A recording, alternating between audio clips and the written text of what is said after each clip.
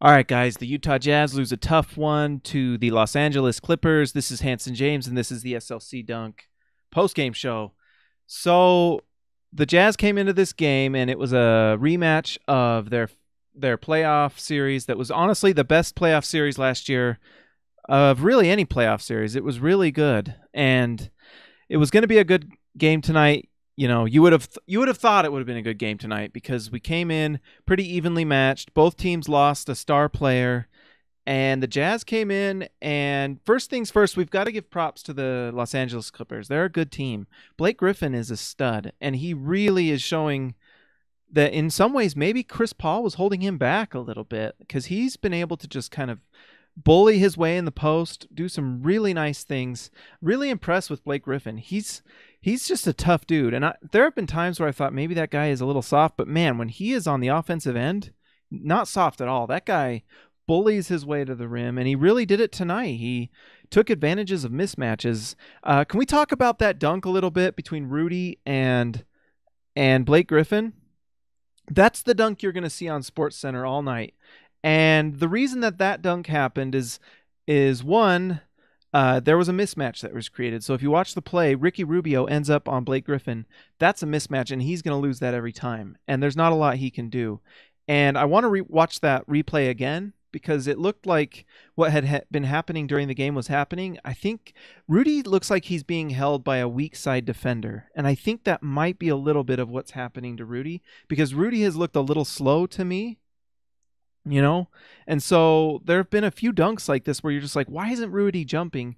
And I'm going to go back and watch, and maybe I'm wrong. Maybe Rudy is just a little slower right now, but it wouldn't surprise me if there is some tugging going on from that weak side defender that holds Rudy Gobert just enough so that when when Blake Griffin's coming to the lane, who already is one of the most elite dunkers in the league still, and when Blake Griffin's coming to the rim like that and he's got a full head of steam and he has time to launch, it's over. I mean, and Rudy knew it. Rudy didn't even go up to challenge, but it's still quote unquote Rudy getting dunked on by Blake. Rudy just kind of happened to be wrong place, wrong time because he's the rim protector and he was under the rim. Didn't even go up, but you know, Blake Griffin dunks on Rudy. And that's going to be on SportsCenter all night. What we're not going to see is Epke Udo dominating Blake Griffin at the rim in the fourth quarter. Did you see Epke Udo just reject Blake Griffin to the floor and Blake Griffin goes and cries to the refs? We're not going to see that on SportsCenter, sadly, but it's fine. Give Blake Griffin his dunk. He dunked on Rudy. Good for him. And good for the Clippers this game. They actually were hitting a lot of shots. So the Clippers are a good team, guys. This is a playoff team we played last year. They lost Chris Paul. We lost Gordon Hayward. It's a playoff atmosphere. It's a playoff game. And in a playoff game like this, where you're getting a lot of half-court possessions and a lot of half-court shots, if you're not hitting your three-pointers and your open shots, you're not going to win games. That's just kind of how it is. And that's a little bit of what happened is the Jazz had some wide open threes and couldn't hit. The big story of the night was Donovan Mitchell. Donovan Mitchell came in and just couldn't hit a shot for three quarters. And it's been frustrating because I have been just feeling for Donovan. We want so badly for Donovan to just get those shots to fall in. And it just seems like every shot he's taking is hitting the same spot, which is actually really good. It kind of reminds me of rifle shooting. Have you ever guys done rifle shooting and gotten your rifle shooting merit badge and you go to the target range? Sometimes when you're shooting a rifle at a target, the shooting instructor is not always going to pay attention to the fact if you hit the bullseye. Like sometimes in rifle shooting, you'll be shooting at a target and you're trying to hit that bullseye every time. And let's say the target's like 100 yards away and you're shooting at this target and you go and you look at your shot chart and you'll see like you missed the bullseye every single time. But what would be interesting, let's get my arms so they're right and let's knock off audio. But let's say your shot is like right in the same spot. Let's say bullseye's right here, but all your let's say you took 10 shots and they're all right here. What happens there is that means that your shot is right, that you're actually shooting at the bullseye, but all your shots are landing right here. What you do at that point is you've just got a scope issue. Any of my rifle shooting guys out there, comment, let me know. But what happens is that just means your scope needs to be adjusted. So the really good sign for me with Donovan Mitchell, and it's why he started hitting shots in the fourth, he might have just slightly adjusted, is you just got to adjust that scope so that the shots start hitting the bullseye every time. Because if you're hitting the back of the rim every single time, you just need to adjust a little bit. And that's the good sign with Donovan. He's missing in the same spot every time. He'll be fine. It's frustrating. We're all watching, and in the heat of the game, you're just like, oh, I hope he hits that shot. But, it'll come around. It'll come around. I am not worried about Donovan. He'll be fine. And he showed it in the fourth quarter. The floodgates opened. Donovan started hitting shots. Donovan really has some rookie moments, and even in that fourth quarter, there were rookie moments. He had like 3 turnovers, the ball getting stripped away a couple times, but he finally was hitting those shots. And when Donovan starts hitting that three-pointer and they can't sag off of him, that dribble drive game is going to be really good. The next evolution for Donovan Mitchell is going to be, can he make the right pass when he drives to the lane? Because that's kind of the next thing. Right now, when he goes to the lane, he's going up against a big-time defender like a DeAndre Jordan or whoever it is that we're going up against at that game, and it's not ending very well.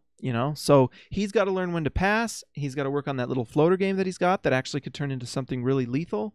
And the biggest weapon he's going to have is that three-point shot. If that three-point shot falls, everything else for him is money because he is such a good defender. And he had a positive plus-minus for us in that fourth quarter, or one of the best plus-minuses on the team. What that tells you is defense. Plus-minus isn't always the greatest teller of every story in basketball, but it does mean that someone's playing defense. You can't, that was the other player that kind of had a rough night tonight. Alec Burks really had a rough night tonight, was kind of falling asleep on defense that he sometimes does, and we need him to not do. So just wish we just need a little more consistency from Burks, but he did hit that 3, and he did hit a shot in the lane. Just the entire team as a whole, and we shouldn't lay it all on Donovan Mitchell. Another player that can't seem to hit a 3 right now is Thabo Sefolosha. I think he hit 1 tonight, but he is not hitting those corner 3s, and some of them are just wide open. We've got to find a way to just hit some of these open 3s.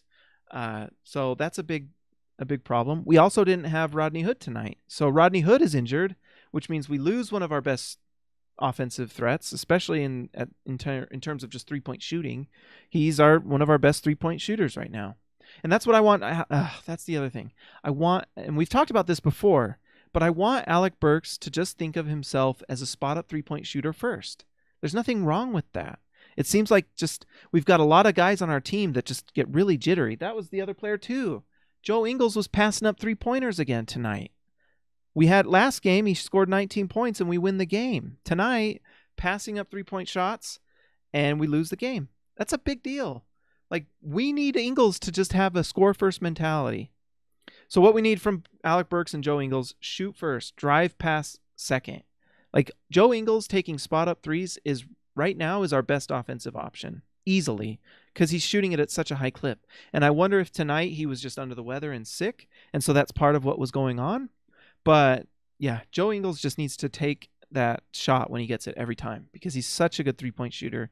And that shot with Joe Ingles is better than any other shot we are going to get, If Joe Ingles passes that off, that might end up as a clogged lane pick and roll or a Ricky Rubio 3-pointer, or, it's just going to end up being a worse shot. And with Rodney Hood out and Dante Exum out and not having some of those offensive options,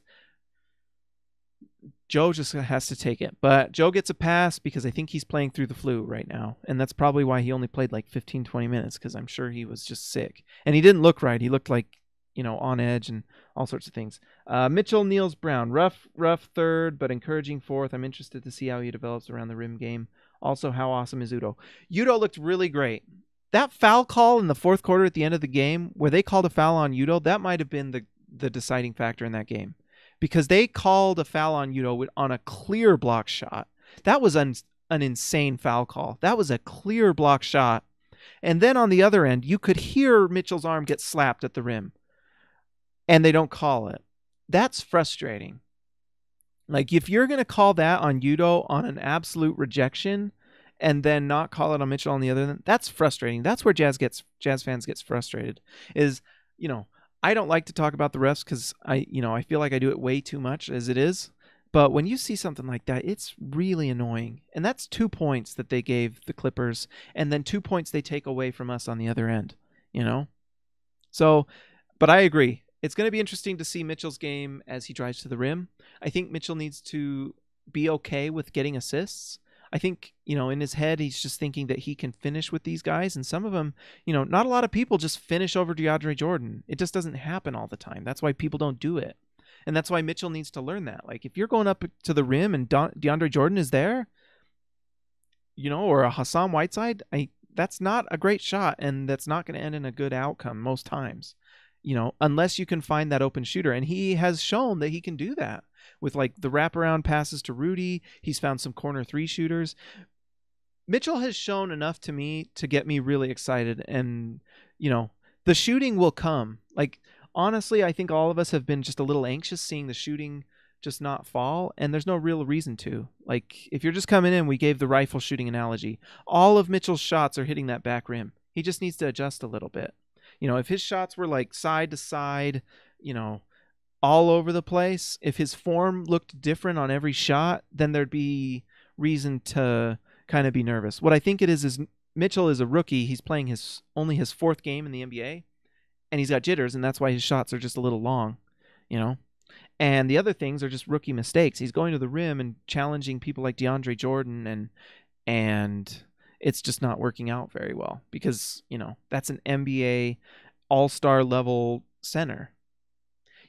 That's that he'll just learn. He's just got some learning to do. He's got some calming down to do, and the more games he'll play, the more it'll become more routine to him. He won't be as jittery. Everything's new to Donovan. Playing in LA, regular season game is new. Playing, this is the first time he's playing against guys like Blake Griffin. A year ago, he was playing scrubs in like the ACC or whatever it is. Now he's playing Blake Griffin and DeAndre Jordan. That's a big curve.